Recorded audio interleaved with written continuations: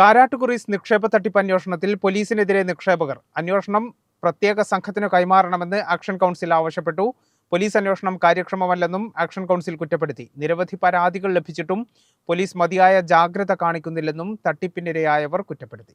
കാരാട്ടുകുറീസ് നിക്ഷേപ തട്ടിപ്പിൽ പോലീസ് അന്വേഷണം കാര്യക്ഷമമല്ലെന്ന് കാട്ടി തട്ടിപ്പിനിരയായവർ രംഗത്തെത്തി. അന്വേഷണം പ്രത്യേക സംഘത്തിന് കൈമാറണം. നിരവധി പരാതികൾ ലഭിച്ചിട്ടും പോലീസിൽ നിന്നും കാര്യമായ അന്വേഷണമോ മതിയായ ജാഗ്രതയോ കാണുന്നില്ല. പരാതി വാങ്ങി രസീത് നൽകുകയോ എഫ്ഐആറിന്റെ കോപ്പി നൽകുകയോ ചെയ്യുന്നില്ലെന്നും ഭാരവാഹികൾ കുറ്റപ്പെടുത്തി.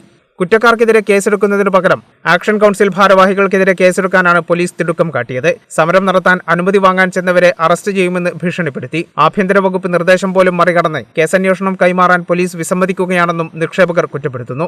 സ്വത്തുക്കൾ ബിനാമിയിലേക്ക് മാറ്റുന്നതിനും രാജ്യത്തിനു പുറത്തേക്ക് കൊണ്ടുപോകുന്നതിനും മുൻപ് തന്നെ സ്വത്ത് കണ്ടുകെട്ടാനുള്ള നിയമ നടപടികൾ സ്വീകരിക്കണമെന്നാവശ്യപ്പെട്ട് മുഖ്യമന്ത്രിയെ അടക്കം കാണുമെന്നും ഭാരവാഹികൾ വ്യക്തമാക്കി.